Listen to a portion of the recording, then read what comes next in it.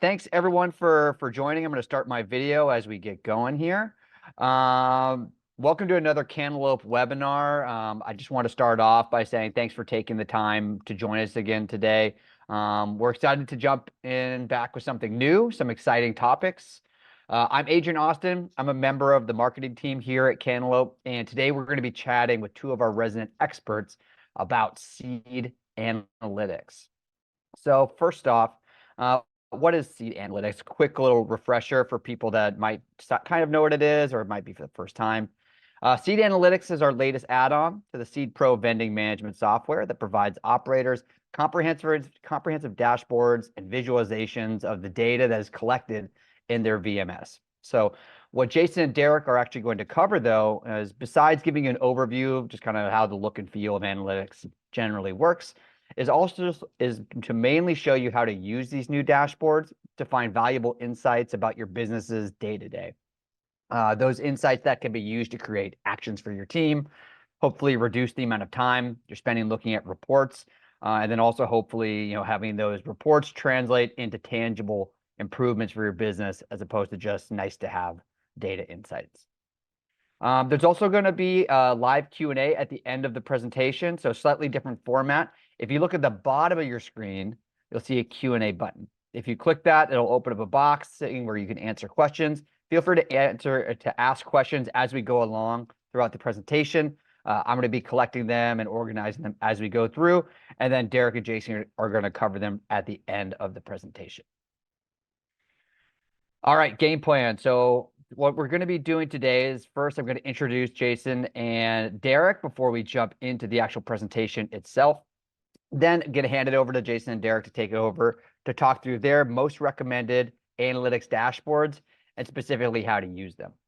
And then as they're kind of going through and talking through those dashboards, they're also going to be, kind of discussing a few of the cool features that might not be immediately apparent if you're just kind of clicking through them. First one's going to be the drill down feature that many of the dashboards have, and how you can use those to extract more key insights that you might not get from just a passing glance at some of the dashboards. And then also we're going to be trying to feather in examples of how Derek and Jason have talked with real operators. How are they actually using this in the real world? How are they kind of implementing this with their team into their workflows for their day? All right, so with that, I'm going to jump into our speaker introductions.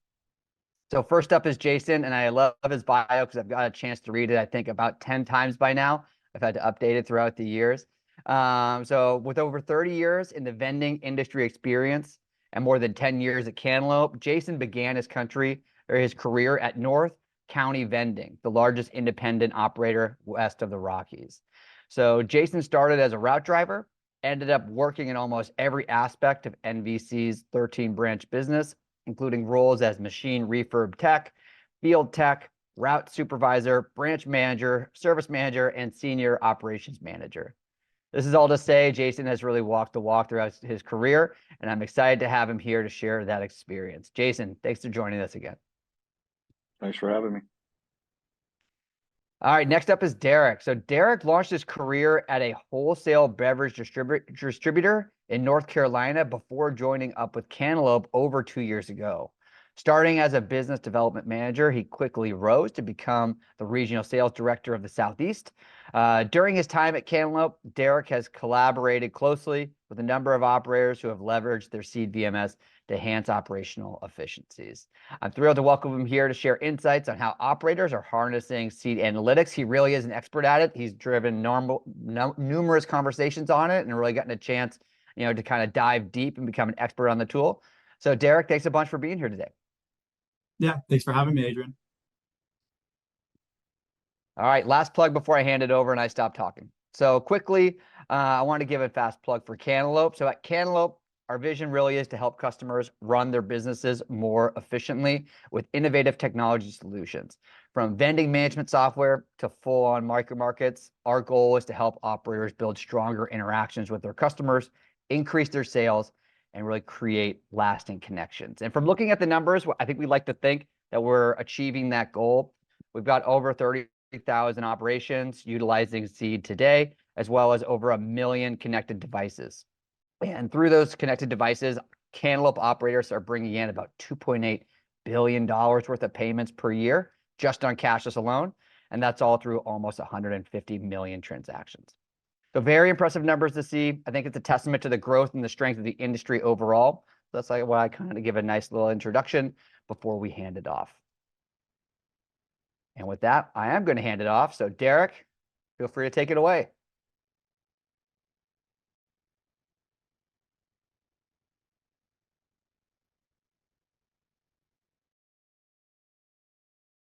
Awesome. Thank you, Adrian. I'm assuming you guys can hear me okay. So glad to get started. Well, thank you all for being here this morning to go over seed analytics. It's a pleasure to speak with you all and go through this new feature. Before I get started, I'll give a kind of a high-level overview of what this page looks like. Essentially, if you log into your seed VMS platform, you would go to the reports tab. And then within that tab, if you enable analytics, you would have this dashboards feature. So you would click into that. The really cool thing is up on the top left-hand side, you'll have about 15 already pre-canned dashboards to go through. So for the sake of time today, we're only going to go through several of them, but I definitely think you guys will get some good insight out of it. The first one that I'm going to be going through is this spoilages tab. So obviously in our industry, it's really important to know where spoilages are coming from and common trends to help reduce or eliminate spoilages at set locations. So before I dive into it too much, the really cool thing is you can look at the spoilages tab or most other dashboards at a very high level, but you could also drill into it pretty quickly too. Each of the dashboards is going to have filters on the left-hand side. So for example, this dashboard is looking at the micro market and vending line of businesses, looking at all their customers at the various branches, but you can really drill into different segments if you'd like. So talking through it first, over the past week is the date range that this is currently looking at. It's showing what the spoilage cost is, spoilage per machine, spoilages over time, top spoiled products, and I'll go through several of those as well. So the really cool thing is obviously the data is here for you to digest and look at, but you might be asking yourself, okay, these Mrs. Freshly's mini powdered donuts, those might be a bestseller for us. Why is it showing up as our top spoiled product over the past week? The really cool thing is you could actually click into any of these tabs and you'll see that it's going to start to adjust and it's only going to look at that product. So now you're saying, okay, over the past week, I spoiled out about $700 worth of product of the Mrs. Freshly's mini powdered donuts. And you're going to see the assets that you're having the issues with this at. So asset number 98704, it's the top spoiled product, or one of the top spoiled products at that location. So you can ask yourself, why is that? How many am I moving per week? How many am I filling per week? And how many am I taking out of the machine? If you scroll down to the bottom, you're going to see the product spoilages summary. So that data that's being highlighted up at the top is also going to be highlighted down below. So you're going to be able to see what that spoiled quantity was, what the spoiled cost was for each of those locations.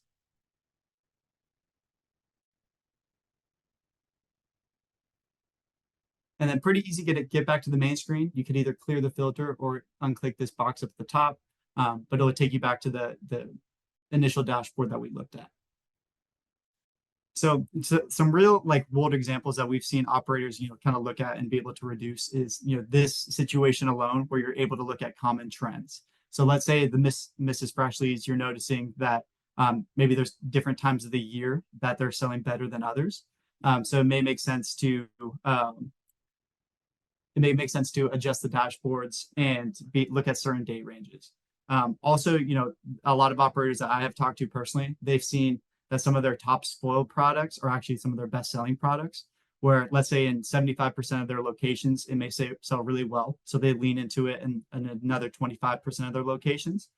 So the dashboards gives you an ability to see where those issues may be happening. Because let's say you have a par of 10 at a certain asset, you're filling into the par each time, but then you're spoiling out 6 every single time, every other visit. It may make sense to either reduce the number of coils, reduce the pars, or take that product out entirely. So one of the things I like to kind of lead into with the spoilages, and another good dashboard to look at with it is the sales performance. So part of me talking about what's selling really well and what's been spoiling out, this gives you a good overview of both and kind of the crossover there. So you see the sales performance up to the top, but what I want to look at is down at the bottom. So you're going to see kind of that the two sides of it. So first, the best selling products, you're going to see by volume and by value. So if I highlight over it, you're going to see, okay, Mountain Dew for this demo operator has been the top selling product. You scroll down to the bottom, and there's going to be most spoils. So we're going to see the Mrs. Freshly's mini powder donuts. Looks like the top spoil product for this operator back in March. February, Mountain Dew was actually one of the top spoil product, and we just saw up above that was actually one of the best selling ones as well. So really good, way to kind of get that information, be able to gather it, because the goal of the dashboards is not just to look at the data at hand, but also digest it, analyze it, and make decisions off of it.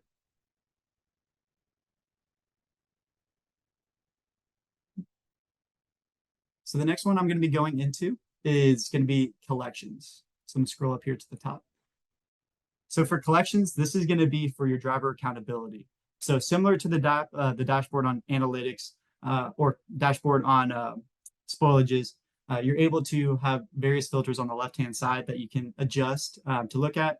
So for example, if you wanted to be branch specific, you only wanted to look at one branch's set of drivers or routes, you have the ability to do that. Also, you can break it out by line of business. So if you are running hybrid routes, it may make sense to have them both together. If you have some market only or vending only routes, you can break that out as well. So on the right hand side, you're going to see all the different tabs. You're going to see the expected cash, what you're expected to come in, what was actually collected, total over short, number of visits. This is over the past week, average cash collected, average over short, cashless sales versus cash sales. So it looks like this operator did about 68% of cashless, which is a common trend that we're seeing in the industry. A lot of customers are going to cashless only. So if you scroll down, you're going to be able to see the driver metrics. So you can break this out. I recommend over a month or quarter, and you'll see the trends of, okay, who's constantly coming in over or under. If you highlight it too, it looks like one of the drivers is consistently coming in over. One of them is consistently coming in under. So real world scenario too, you'd be able to, if you are running multiple branches, you could break it out by branch and look at the data and driver metrics per branch. The really cool thing is there's going to be a lot of different tabs that you can look at. So for example, you can see the number of visits that a driver had, the cash over short, what that metric was, what their expected bill was, what the bill actually counted was, expected coins counted, if they issued any refunds, if they refilled the coin mech, and any overall cash sales. So all that data is here for you to be able to look at. If there's an issue, what I've talked to operators about is if they're seeing a driver constantly coming in under, they have that ability to have that difficult conversation and go through that data to figure out why that is. Also, scrolling down, if there's any machines that you're constantly running in with overage or unders, it may make sense to get a service tech out to that machine to figure out if there's maybe an issue with the the bill validator or the coin mech, but it gives you that ability to drill in, especially in the day and age where there's so many machines out there and you're trying to live by the data at hand. This gives you a really good insight and overview what's going on. So especially for the refund piece, if drivers are refilling coin, yeah, you have the ability to track this. So that's been a pretty common trend that I've seen our operators utilize. And especially with the cash versus cashless, as more operators move away from cash and lean into cashless devices, it gives you an ability to look at the breakdown of what's actually being pulled in, and kind of gives you the ability to make that decision. Okay, do I need to add devices to Dex? Or are there locations that would still be good to have cash as a form of acceptance? That said, Jason, I'll let you take it away.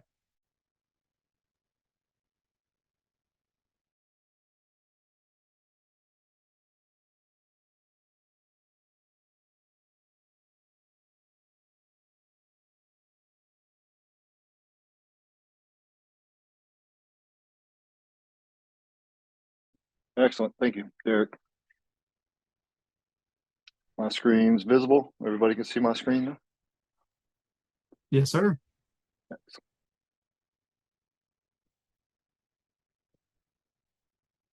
So I'm going to walk through a couple of what I would consider my favorite dashboards. We all got some different reasons and why we look at certain things, certain ways. Typically, my focus, Derek covered one of them. One of them is spoilage, right? And talking in the details about what things are spoiling, why are they spoiling, and it's good to control what that spoilage is. Obviously, we as operators, we don't want to buy a product and turn around, put it in a machine, pay somebody to handle that product, and then throw it in the trash, because that really doesn't make us any money. And that could be multiple different things, right? A product that's not selling well out of a particular asset, or a place where I have my par levels too high. It might be my top selling product in that machine, but because I have so much of that product in, by the time it sells through, the sell through rate doesn't match what my actual par level is, or the fill to level is within that machine. And those are good points to cover, and good things to always go back and look at, because that's an ever changing, things are constantly changing within how machines sell through. You have the fluctuations of holidays, you have fluctuations of, schools being in, schools being out, increased personnel at a location for whatever reason it might be, the ebbs and tides of normal business, and those things all impact how machines are selling through product. One of the ones that I think is probably, in my eyes, at the top is the machine scheduling page. So what I'm always looking at when I'm looking at machine scheduling is, how much manual change am I doing against what Seed is doing for the schedule? And so one of the most powerful tools that Seed has, in a patent algorithm that we've put together for this, is our machine scheduling page. And so when I begin to look at operators and what we're seeing for machine schedules, how many machines were initially picked. So in this case, I'm over on the side. You can see here in my filters, I went for the last calendar month.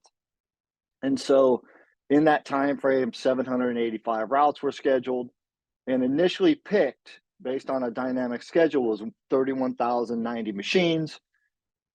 2,800 of those were removed from the schedule. So 31,000 came in, 2,800 were removed, and then 1,000 added back in manually into the schedule. So there's some manual adjustments being done inside the scheduling. And what we're looking for when we're looking at that is, what machines are being added in, which machines are being removed, and why are we doing that? Because in reality, if you look at the way that Seed schedules, we want to change our schedule settings so that they actually meet the requirements that I'm looking for on the assets. So if you scroll down to the bottom down here, this is probably the piece that I focus on the most on this page. And the reason that I do this is, I'm looking for machines that were removed and why were they removed. So you have being triggered. So in this case, that's the largest chunk. 32% of the machines that were removed from the schedule were machines that were triggered by a lead machine. And I'm going to show you in the machine scheduling page what that's looking at. So on the machine scheduling page here, I can see this great skates at the top, and there's two assets scheduled. So if I hover over the one that's the darkest red with the dot in it, it was scheduled for a reason. One product was depleted, and my limit was one. Okay, so pretty typical in a closed front beverage to have one product depletion be the trigger. If you're in a big Midwest market, Mountain Dew, or if you're, in the South, Dr. Pepper, you probably got a lead product in that machine. If that lead product runs empty, you're going to get in trouble from the customer, because that's what the customer wants the most of. So that's typical to see on a closed front beverage, and a lot of times even on a glass front beverage where I'm running multiple rows.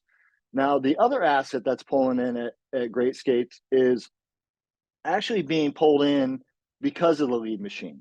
And so what Seed's doing here in the scheduling is saying, hey, tomorrow you need to go to this asset, the one that's in red, hit the one depletion. Because it's hit the depletion, and after you service this machine tomorrow, if you fill it back to par based on average daily sales, same day of the week, you will have to come back to that machine again in 18 days after tomorrow. So any other asset that's at that location that needs to be serviced before that 18-day mark, also service it while I'm there and don't go back to the account for 18 days.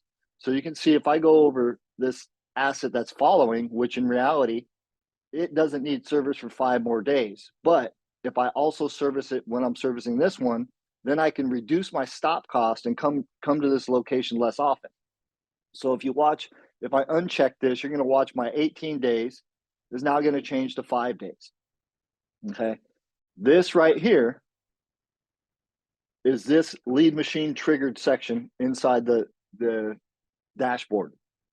So what's happening in that case is I'm actually going to then take that off. And now what's going to happen is I'm going to go back to that account in 5 days because this machine is then going to trigger. And it's probably going to pull this one back in again and do the same type of algorithm, only in reverse. Okay. So what happens is a snowball effect. And what we're trying to pinpoint on this dashboard is, where am I making all these changes at, and why am I making these changes to these assets? So the first thing I'm always talking about when I'm looking at this page is what we call stop cost.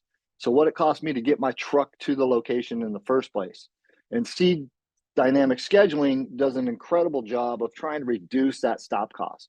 So the goal is, if it costs me $30 for me to go through the entire process to get my truck to that location in the first place, going there more often just costs me more money. So what I'm trying to do in Seed is I'm trying to reduce how often I go to a particular account over a time frame. Dynamic scheduling is doing that by default. We're dynamically scheduling in order to reduce the stop cost, how often you go to the account as a whole. Now, a lot of times what I hear about the reasoning behind that is, I'm going to get that many fills in this machine, right? My fills is going to be real low. I'm only going to be at 17 or 18 fills, maybe, based on the sell-through units, and then my collect's going to be really small. But if you actually put a stop cost to what it costs you to get to that account, the difference in time between doing both of these machines and only doing one versus the difference in time of driving back there again in 5 days and the cost that it has to apply, you can't compare the two. It costs you a lot more to go back there another day than it does to go ahead and hit it while you're already there in the first place. And then what happens is, and then I go 18 days. So if I look at this one, this one, it was actually done 8 days ago. So typically what I see is that snowball effect where I uncheck this one, I go ahead and do this one. The next time this one's going to trigger before this one is, but it's going to pull back in as my lead triggered machine, right? And then I'm going to uncheck this one, and then I'm going to come back in again in 5 days. And so basically what I end up on is this 5-day cycle where I'm fighting through the system, and my scheduler is then doing a whole bunch of changes like this, removing machines, adding machines back in, and not allowing the scheduling to actually drive it. So ultimately what that dashboard is trying to get to is to show you where those changes are being made at and for what reason were they made. So if I run across this whole piece, I even have fixed schedules, right? So I have a static schedule every Wednesday, and those are also being removed, right? In that case, I would say, look, if your fixed schedule isn't actually meeting your criteria, then let's make a change to that fixed schedule so that it actually hits the criteria that you're looking for.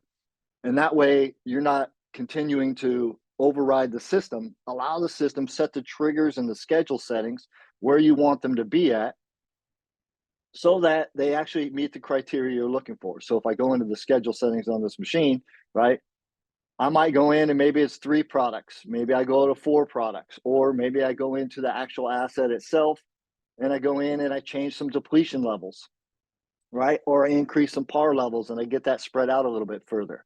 So there's lots of different things to look at when you're looking at that scheduling and how I can change that schedule to then meet the criteria that I'm actually looking for when I'm running the schedule out. But one of the worst things I think we can do as operators is fight the system that Seed has built in as the algorithm that drives what that scheduling is. And this page here tells a big story about what's going on, right? So how many machines actually met their criteria over that time frame? So in this case, you can see, right, we scheduled 31,000 came in. Of that, 11,000 actually met their criteria, but then were turned around and pulled off the schedule. Okay. Now that's basically saying, hey, I have this criteria built around this machine and it pulls it in.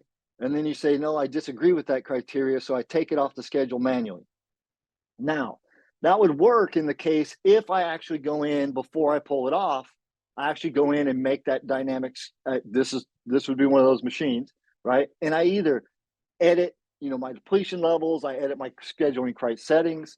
I'm going to edit something before I actually pull it off, right? Then what happens is that machine's not going to tomorrow again pull back in. If I just go and take it off of the schedule like this, well, that machine still hit its criteria. So tomorrow when I run a schedule for the next day, it's still going to pull right back in, and then I'm going to pull it back off again tomorrow. And then what I have is this repeat process over and over again where I'm fighting the system instead of changing my criteria that then meets where I want to be at when it actually schedules.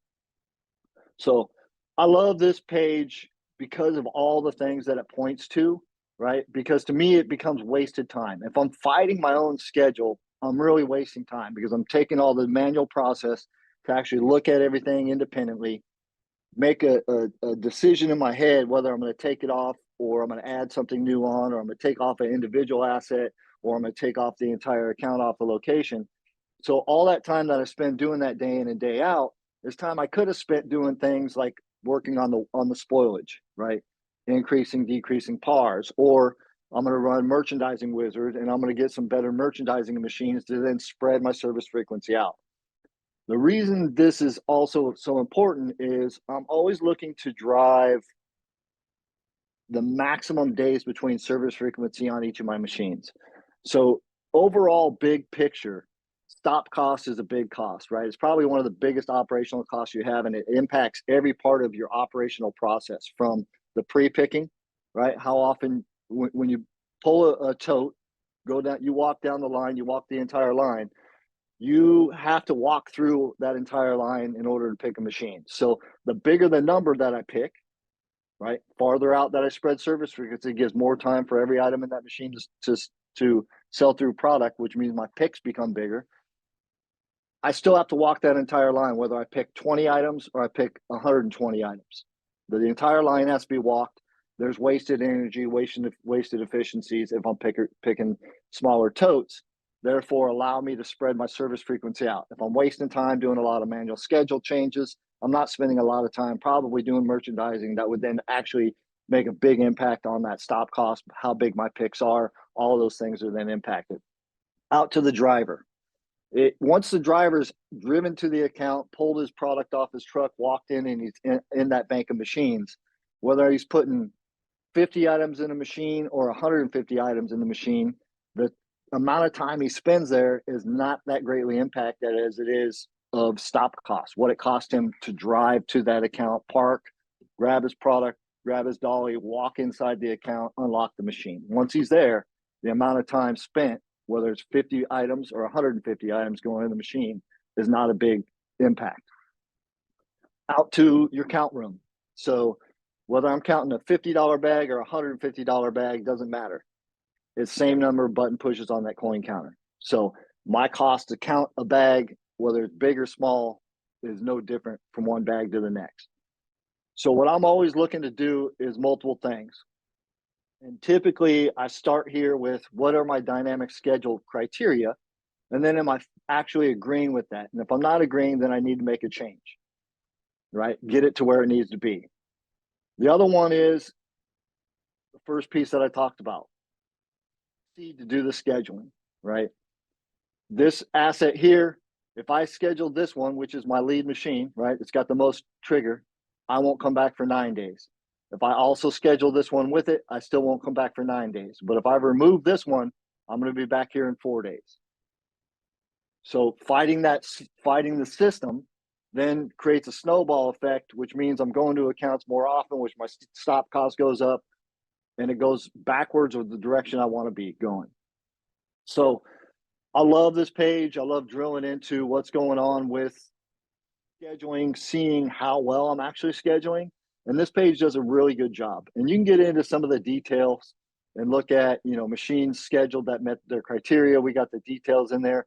You can do it table by routes, right? Which routes are the worst impacted. And again, you can drill into these, right? I'm just clicking into that route 72. It's going to drop that filter right back in there. And then it's going to show me what's going on with that particular route. Okay. So I got a graph up and down, how many times did I move assets on or off?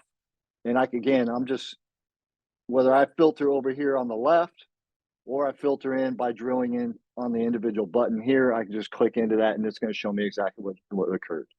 Okay. Same thing here, criteria that met their criteria that were removed, right? So what this is looking at, ones that actually met a trigger criteria, which is a depletion limit on the schedule setting, it met that criteria and it's removed. So again, these are machines that if I've taken them off, it means that I probably disagree with my own criteria. So one of the things that needs to change. One of those criteria need to change, whatever criteria is that it met. So that becomes a big part of what we look at when we're looking at this, and this is how I kind of drive through it. And really what I want to see is I want to see this number go down. I want to see this number go down.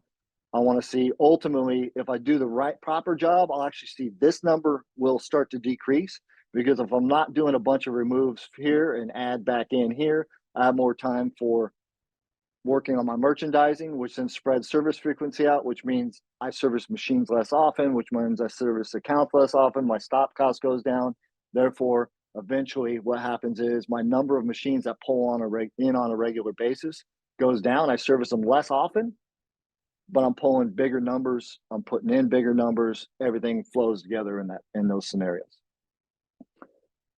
One of the other dashboards that I really like is warehouse inventory. And the reason I like this is because this is really a tool that, we've talked about. How do we get to this point? I can't really do this in Spotlight reports. I can't do it in a report and make it really simple. But I could do it, but it would take me a lot more time. In this case, what I'm looking at is I'm looking at just my last day here. I'm looking at a really short time frame. So my last day, if I hover over it, it's 4/1 to 4/2. Okay, that time frame. So in this scenario, what I'm looking at is a couple of pieces, right? Current inventory in eaches, the value of that inventory. If I'm multi-branch, I can see my different warehouses and what their values are over here on the side here. I can come down and I can look at where my biggest cost is at, right? And this is one of the ones I see. This is pretty common because OCS products are pretty expensive. Coffee is really expensive. Paper goods are really expensive. And when you got cases and cases of it, I typically see that my largest value of inventory is sitting in that OCS department, if you're doing OCS. And so ultimately, this piece right here is pretty normal. But if you look at how much product am I holding on hand compared to how much I actually sell through? If you're looking for a place to decrease some of the value, I would typically go into this category here, right? And look at where my largest value of product is sitting at, right? And then how do I shrink that down? Do I need as much on hand as what I'm currently carrying? Is my sell-through rate matching my on-hand inventory? Am I turning that product quick enough? Or am I sitting on that product for long periods of time? Now, if you think about these types of goods, right? Paper goods, forks, sporks, there's a million different of those products out there. Their shelf life is really long. So typically, as an operator, people don't look at, hey, I only need to have X amount on hand, because it's never going to go bad, right? Cups, it take years and years for tough paper cups to deteriorate. Plastic spoons are probably never going to go away. But do I really need to be sitting on a large dollar value inside my warehouse for a long period of time? If it takes me an entire year to turn the value of that warehouse around, I have a lot of money tied up there where I could reinvest that somewhere else and make more money with that. So one of the bigger pieces that I try to look at is this right here. And so really what I look at, and again, I can go down and I can go in and pick just one warehouse here. So if I just grab my warehouse 73 and I apply my filters, this is going to revamp. It's going to show me my negative, zero or negative inventory products. And so this is where those top, so inventories typically are done on a regular basis. Some people do them once a month, some people do them once a quarter, some do them every 2 weeks. There's all these variables that everybody says, and what's the best one, right? In my eyes, any of those are good, but keeping up with bad values is more important to me. And so what we're doing here is I'm showing you just the one warehouse 73, my top 10 products that I can go out and inventory today and clean these product problems up. And if I do that on a regular basis, I can do this on a daily basis, take my top 10 in about 5 minutes time. I can go find those items inside my warehouse and inventory them every morning. And what I'm doing over time is I'm shoring up my inventory, right? I'm cleaning up the bad problem, because if I continue to let this go and I go for an entire month in that time frame, I'm trying to look at where did I go wrong in the last 30 days. And if you turn hundreds or thousands of that particular item, it becomes really difficult to look over that time frame, because it may be hundreds of thousands of transactions that you're trying to look through and figure out where did it go wrong. And then I'm going back 30 days ago to go fix a problem, so then I can shore up that number. Whereas if I'm consistently staying up on my top 10, and what you see is this number starts to shrink. So I've got several operators that work through this on a regular basis. And what I start to see is it normally starts out with all these buttons, right? Because I can go out 35 items in this case. This one's really bad because it's test data, but where, I have multiple buttons I can go through, and each one of these represents 10 items, right? Or I can go through and say, hey, show me 200 items. But if I do these 10 each and every day, what I'm then doing is I'm shoring up my inventory over throughout the month, right? If I do 10 items over 30 days, I cover a lot of those items. Then when I do my inventory at the end of the month, I have less of these variables I have to look through. And when you're doing a full inventory of your warehouse, instead of these partials individually, right? What occurs is I have to do a full inventory. So I just had 5 people at my warehouse inventorying for the last hour and a half. And now they need to start picking. Well, I can't allow them to pick in order to go back out and do any of my recounts on items that I really want to take a look at and make sure that we got a proper inventory on, or I go ahead and let them start picking. Now that product's moving, and now I really can't shore up my inventory. So what happens is I never fix this current inventory period that I'm in. My next one's already going to be messed up because I don't really know if this one was accurate. So by doing this type of process, what are my top 10 items, right? In each of my warehouses, go out, inventory those today. Tomorrow I'll have a new 10. Tomorrow I go out, I inventory those 10. These numbers start to drop down. It gets smaller and smaller. I see less of it in there because I'm shoring up those items. Now I can start to focus on those items that repeatedly start coming back up, right?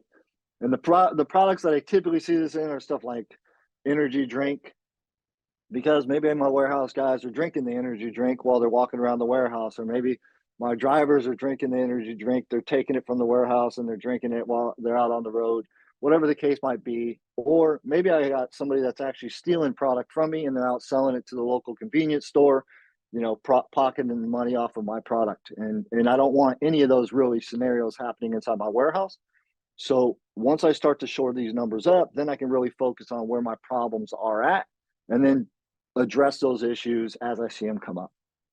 So this to me is super valuable, keeping up on that on a regular basis. And there's different processes you can use. I just like this one because it's really, show me my top 10 worst items. I can go out and do those in a couple of minutes time. I can clean those up and move forward and deal with what I have to deal with and still run my business without actually stopping everybody, doing a full inventory, whatever that case might be, stopping my entire process. So I really like this process. I like to look at it. Again, there's multiple ways to view this, right?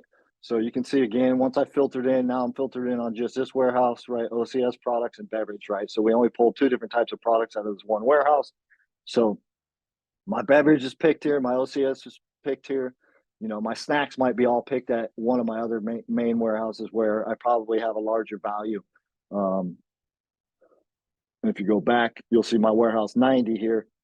has the largest value. This is probably where I pick all my snack product from, but I got each of my other warehouses where I might also pick beverage and OCS from the independent warehouses, but I ship all my snack out of this one. So that would make sense that that one warehouse would have a higher value than the rest, or maybe it's just a larger warehouse. If you're picking from, snacks, sodas, everything from one individual or from each individual warehouse.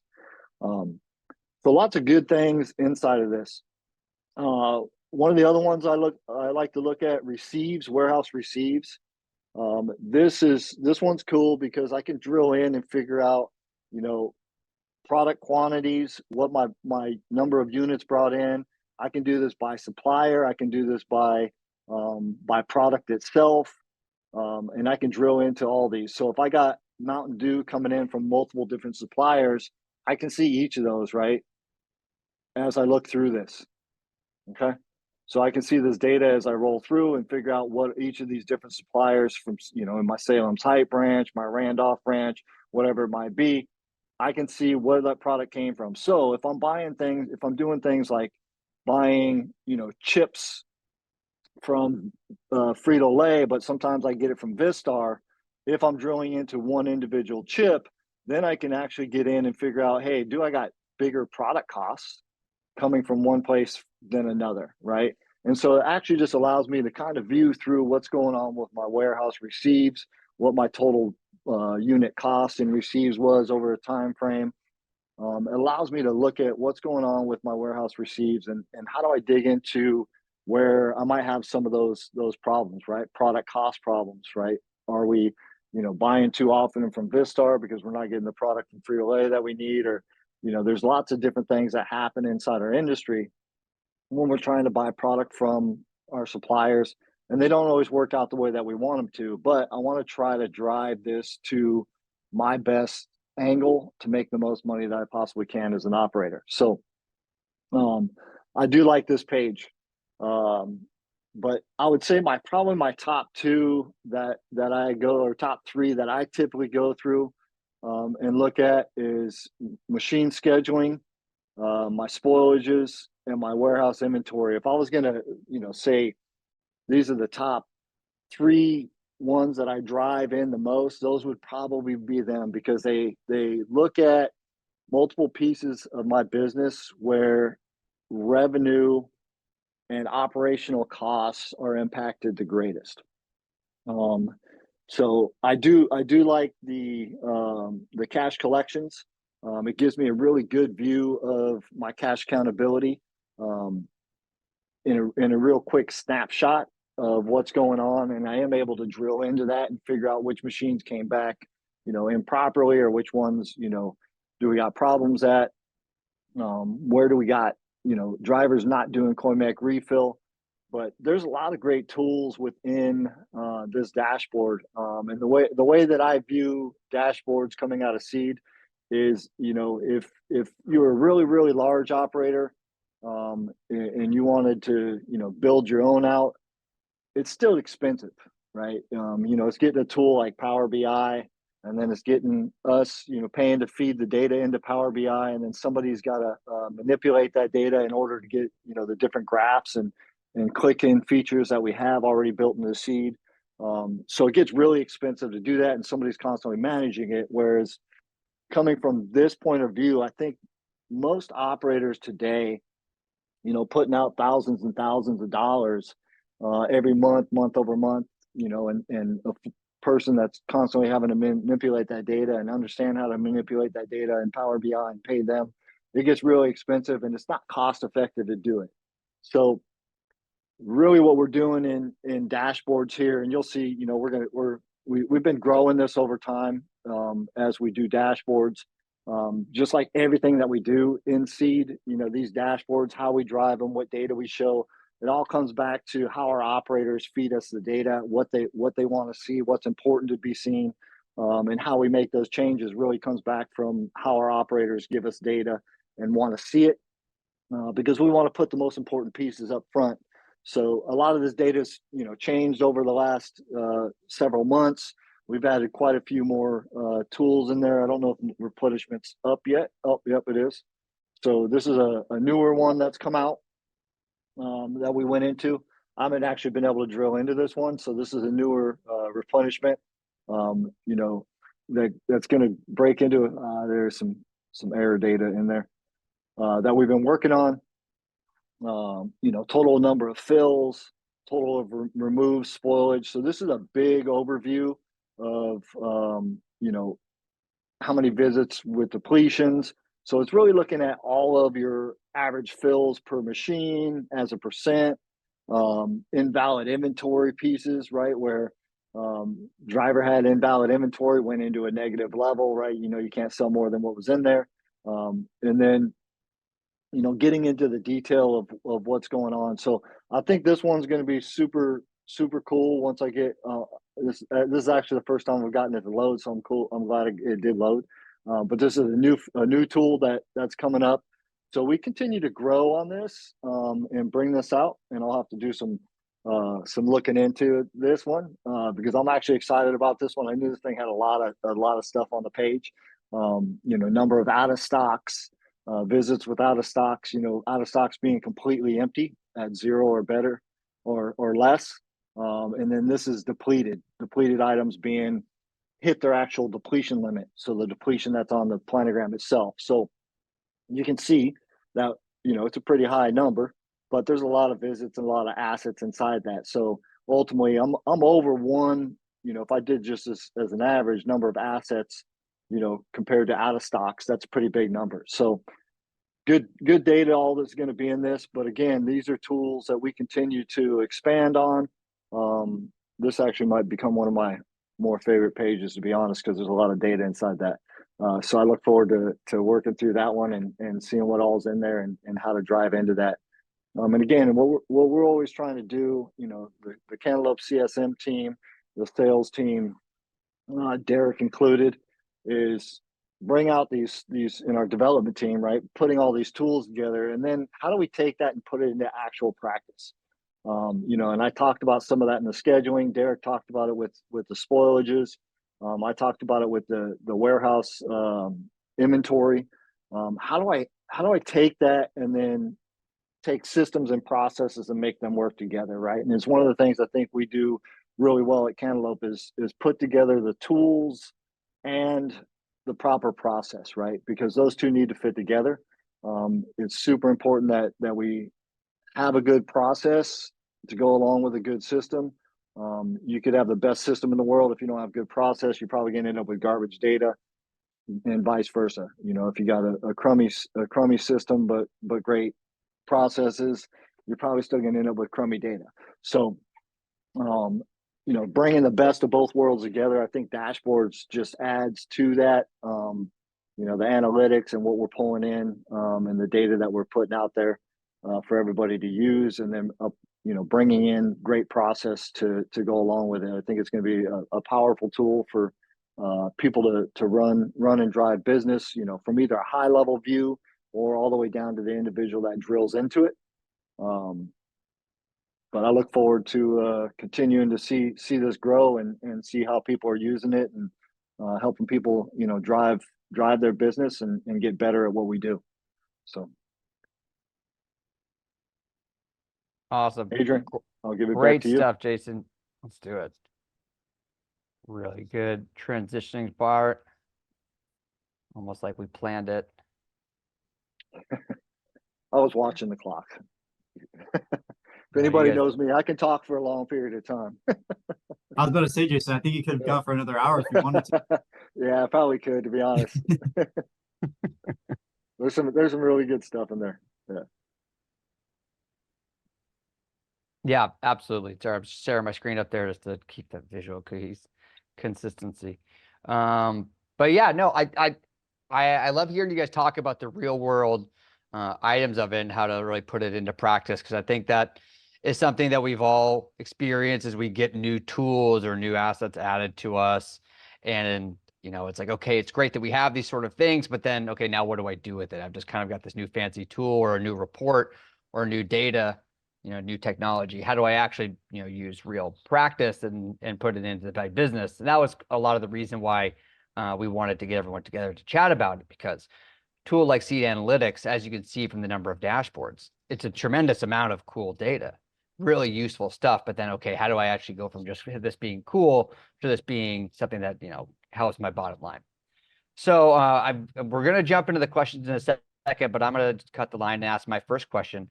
So how would this be different than something that we have today or another VMS, like a reporting tool, something where you can go and maybe create customer reports, maybe using, canned reports out that are already pre-made? How does having something that visualizes and creates tables and graphs differ to these other types of reports? I'll jump in on that one pretty quickly. So I think the ease of use and how quickly you can access this information is really important. Obviously, you can see we click through a lot of different aspects right away. You can look at everything on a high level just at a click of a button, essentially. And you can get pretty granular in detail as well, just by having a couple additional clicks on the screen. So that's what I typically prefer, because operations, gets busy on a daily basis. So time is of the essence. So being able to utilize that time and make those decisions off of the dashboards you have at hand is extremely important. Awesome. And yeah, one more question for me before we get into the list is, okay, so then what would a day-to-day look like and who would use something like the dashboards? Is this something that we have just the scheduler taking advantage of? Is this something that we have multiple team members of using it? And then is this something that the people are, they're logging in and checking to begin with, or are they going to it with a problem? I guess maybe you could expand upon more the specifics of how it gets folded into a team. Yeah, so I see a couple of different ways for this to come into play. And I think it scales based on the size of the operation. A single branch operator using it. Typically, the person that's making a lot of the decisions around what's most important is going to be the person that's going to want to look at that kind of a dashboard, right? And at one point in time, spoils might be the most important, or how well my scheduling might be the most important. So, but having one person in a single branch operation, kind of making those decisions, is probably the best suited. Now, it doesn't mean you got to tie it to that one individual. I've seen some single branch operations using it where they have multiple users in there. They might have their scheduler in there doing it, because then they're going back, once they schedule, they're going back and they're actually seeing how well they're doing with scheduling, right? And what's my next challenge, right? And I like challenges, because challenges is what kind of drives us to do better. I'm always trying to meet those challenges and hit them head on. So it really varies from operator to operator. I think we can come and look at, Derek's really good and really well versed inside of Seed and around analytics, and his sales team does a really great job looking at that. And I think it comes down to, having that conversation about, what makes sense for my operation, and then making that decision based on that. But some of it's multi-branch, and you got one person in each branch that really everything rolls uphill, right? So somebody at the top might want to look at all this stuff and say, okay, well, my entire operation's being graded by the company as a whole, based on a lot of what you would consider KPIs, right? And a lot of these are KPIs. Spoilage is part of people's KPIs. Cash accountability is part of it. Your fills per machine, which comes back to your scheduling, and then your par levels, all these things. KPIs in general typically somewhat sit in the same realm for most operators, and really that's what dashboards brings into play is what are those KPIs. Warehouse inventory, it's always one of the KPIs that people look at. How much product is just walking out of your warehouse, or how much product are you over short, or how much product, when you do inventory, what's the cost, the value of that product, and are you actually running through the product, or are you just ordering willy-nilly and you have way more product on hand than what you need? So it's money tied up that doesn't really need to be there. So I think it varies from operator to operator a little bit, but understanding each operation, with a little bit of conversation with Derek or somebody from my team, I think we could put together what that best plan of action is, and how many seats need to be involved and how many people need to be in on it. Awesome. Great answer, Jason. All right, so jumping into some of these questions here. So this is one that came in early in the presentation, Derek, during yours. So the question was around, are the dashboards dependent on how well you're tracking things such as spoil, costs, coin mech refills, etc. So this might be a question around how does the data get flown into analytics? Is it, kind of manually having to make sure your data is right, or is this more automated with stuff that I can see? Yeah, so I think I'll give a brief kind of answer on that, but I'll take a page out of Jason's book on this actually. If you have a good system with good data, you're gonna have good results. So at the end of the day, it's gonna all be based on how you're set up. Obviously, I see operators use seed a little bit differently. There's been no operator that uses it exactly the same, because of how dynamic it is. But if you're tracking, things well on a daily basis, weekly basis, to begin with, that's when you're really going to see a lot of value out of the dashboards. If you're cutting corners here and there, the results may not be as good. So we definitely encourage you to utilize it to the best of your ability, have that good data going in, because then you'll start seeing those good results. Yeah, and I think to add to that, I think part of the piece with dashboards is to pinpoint where those problems are at, right? So if you have drivers that you're asking them to do coin mech refill, but you're not seeing coin mech refill, that's gonna typically bring back what I would call an overage in that collect, right? If the coin mech needed $20, but he doesn't put the $20 in, that collect's gonna be over by the 20. And so then you start to see those overages. And then if he does that same machine 3, 4, 5 times in a row without any coin mech refill, and then he does one giant coin mech refill, well, that last one where he did that big coin mech refill is going to be way short, because all those other overages, when he didn't fill it, those would, wash each other out. But I think it helps us drive good process as well, right? It's pinpointing where the problems are at, such as, if I don't see any spoilage costs, well, that'd be a concern, because I know that's probably not right, because I see it come back at the end of every day physically. So those are things that, if you think about spoils not being entered, what happens is if they're not spoiling at the machine still thinks it's part of its inventory value until they do an actual observed value. And then all it does is show me a variance, where my product inventory was off at some point. Well, it's because I wasn't entering spoils. So I think it just helps drive better process, to be honest, as well, because it's going to pinpoint those problems areas that operators run into. And we're always dealing with people, and people are either get lazy or make mistakes or whatever the case might be, and it points out all those areas that we need to fix. So Great answers all around. Okay, so next answer was, can you pick negative products after routes and after routes have been picked, or is this going to affect the numbers? So can you inventory negative products after routes have been picked?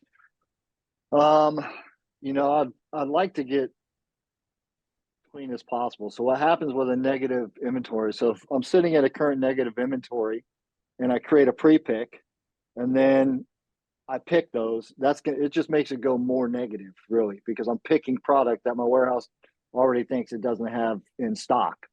Now, if I inventory after that fact, it's going to shore that number up. So my next pre-pick is then going to balance out, but it's going to make that inventory look over short than it actually was. So if I got, let's say my warehouse inventory and seed says I have, negative 20 Snickers, and then I create a pre-pick, and that pre-pick's got 10 on it, and then I do an inventory. Well, I was at negative 30 at the time I did the inventory, and now I say I have 120 in my warehouse. It's going to look like, hey, you got a big overshort here, which we already knew because you were already in the negative. And you can't pick product that's not in the warehouse. So you can do it in that fashion. I'm just trying to get ahead of the curve all the time. I like to, if I can do it first thing in the morning before my pickers start picking, that's really where I want to try to hit it at. But either side of it, the inventory gives us an absolute to shore up that inventory. So you can do it after it's been picked. Awesome. All right. Well, I know we're right at the top of the hour, and we've got some other great questions in here around, hey, how can I see this dashboard? I'm not seeing on my standard seed timeline. Also, maybe where can I get, pricing or cost information from that? So Derek, I'm not in sales and I don't try to play a sales guy on TV. So maybe you can give a quick pitch on that and then we can jump into closing remarks. Yep, of course. Yeah, so for Seed Analytics, it is an add-on feature. So my best recommendation would be to either contact me. I can put you in touch with your sales rep to give either a follow-up demo or to answer any questions on cost or next steps in getting set up. It really is pretty easy. Once you sign on for it, our operations team adds it to your catalog, and then we would set up a training session to get you guys going. So pretty easy, pretty quick, but definitely contact me or another sales rep. If you don't know who your sales rep is, I can definitely direct you in that direction, point you in that direction. Yeah, and that initial training is typically based 100% on what we see. So again, the CSM team, whoever's going to jump in and do the training, we're going to look at your data and say, hey, these are the things I see that are probably most important operationally, where I see the biggest variances or overshorts or whatever it might be. We typically do our homework before we jump on and do a training, because I want to show you, where I believe you can make the biggest gains in the shortest period of time, or the biggest gains that are going to give you the biggest impact. So, we customize that training session based around what we're seeing with your data. Awesome. All right. Thanks, Derek. Thanks, Jason. All right. Well, that brings us to the end of the presentation today. Thanks, everyone, for joining. If you're going to be looking for the recording, keep an eye on your email. It's going to go out to everyone that registered. Feel free to click around to your favorite sections or share with a friend. Other than that, that's it for me. Derek, Jason, any final words? Yeah, I would say one final thing for me, dashboards and analytics is kind of like a new car, right? You might get that car, you might look at it in the driveway and it looks really pretty, but how it drives and how you utilize it is what's most important. So definitely encourage you guys to sign up, dig into the data, and be able to drive those efficiencies. Excellent. All right. Thanks, all. Have a great rest of your day. I'll talk with you soon. Thanks, everyone. Thanks, everyone.